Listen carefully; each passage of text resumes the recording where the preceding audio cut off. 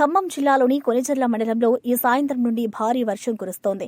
కొనిజర్ల, తనికెళ్ల, చినగోపతి, పెదమునగాల, తుమ్మలపల్లి, మల్లుపల్లి, లాలాపురం, తీగలబంజర, సంగరాయపాలెం గ్రామాల్లో వర్షం తీవ్రత అధికంగా నమోదైంది. వర్షంతో పలు గ్రామాల్లో విద్యుత్ సరఫరాకి అంతరాయం ఏర్పడింది. చిన్న వాగులు, చెరువులు పొంగి పంట పొలాల్లోకి నీరు చేరింది. రైతులు వర్షం తగ్గకపోతే పంట నష్టం సంభవించే అవకాశం ఉందని ఆందోళన వ్యక్తం చేస్తున్నారు. రోడ్లపై నీరు నిలిచి వాహన రాకపోకలకు అంతరాయం కలిగింది. అధికారులు వర్ష పరిస్థితిని సమీక్షిస్తూ అవసరమైన చర్యలు చేపట్టారు. ప్రజలు అప్రమత్తంగా ఉండాలని సూచిస్తున్నారు.